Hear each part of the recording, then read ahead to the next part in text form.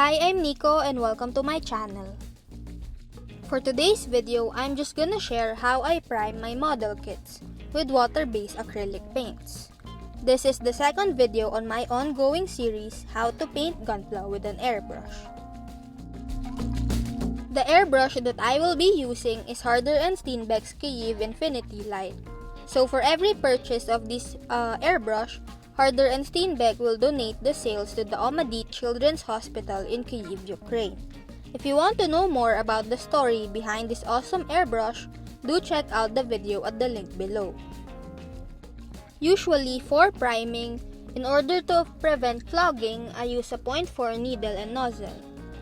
Usually, most Gunpla modelers use lacquer paints, more so with their primers, due to the fact that lacquer paints are very easy to use and very forgiving for beginners.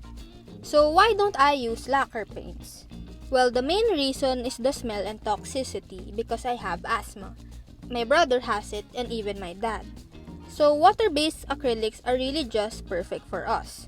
And it's all I've ever known ever since I started airbrushing. So you can say that I'm just much more familiar with water-based acrylics. So for today's tutorial, we're gonna be using Vallejo makeup primers. So paint primer, or primer for short, is a solid colored undercoat that you apply before actual paint. This is to make sure that paint sticks and looks great on your finished project. Anyways, let's go ahead and start priming. So I usually use a gray primer, but Vallejo's Mecha Gray Primer is a bit too light for my liking. So I add a drop of Mecha Black Primer to turn it into a neutral gray or a darker gray. The Mecha color line is meant for airbrushing straight from the bottle, but I find that sometimes it can be too thick for airbrushing, so I like to use thinning sauce with it. The thinning sauce is a mix of Vallejo airbrush thinner and flow improver. For gray and white primer, I use a ratio of 2:1. So for every 2 drops of primer, I add a drop of the thinning sauce. For black primer, my ratio is 1:1. So if you want to know a little bit more about the thinning sauce and how to act the ratio for it, I will put the link down below to my dad's video. Whenever you're priming or even just airbrushing in general, never ever start or stop painting on the part itself. Just like with spray cans, start from the side and end on the other side. So just continue spraying on the primer from side to side and make sure to cover everything up. But don't ever stay too long on one area because pooling will happen. So just continue moving your airbrush and the part you're painting to ensure uneven coverage.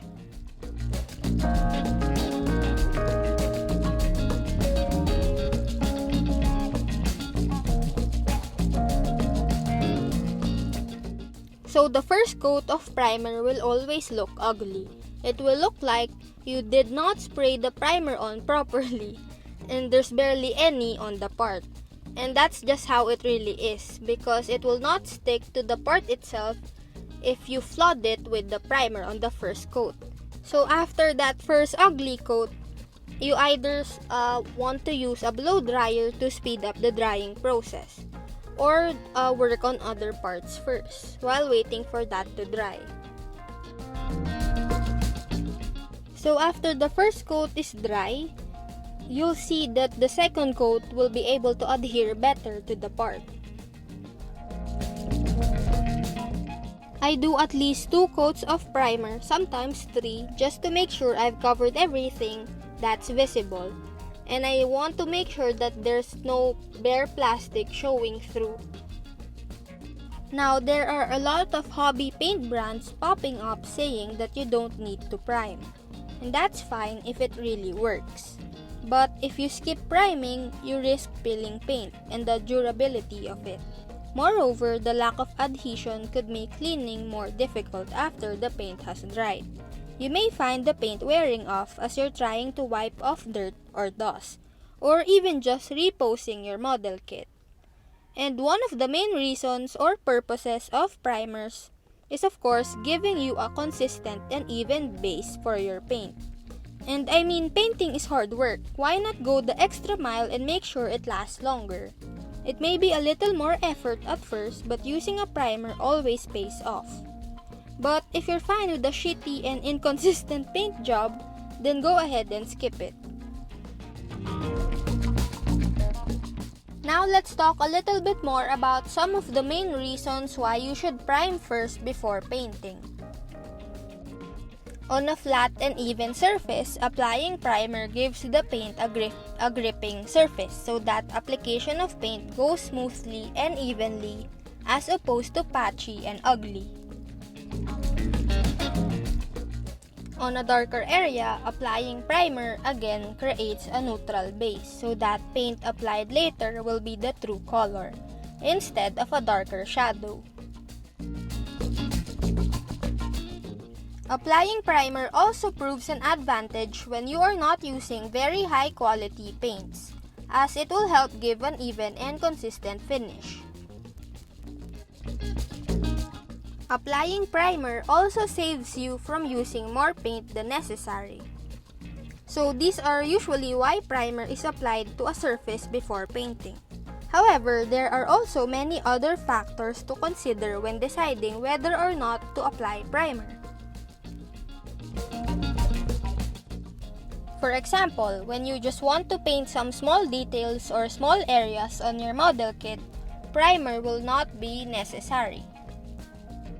And lastly, you may also skip the primer when you are not really concerned with the durability and longevity of the paint.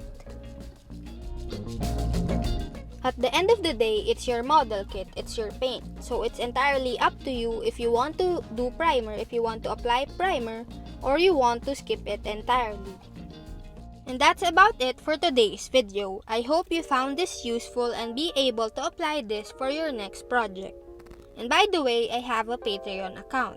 So if you want to support the channel or get access to PDF tutorials, daily updates, where you can progress photos, and get early access to my videos, do consider becoming a patron.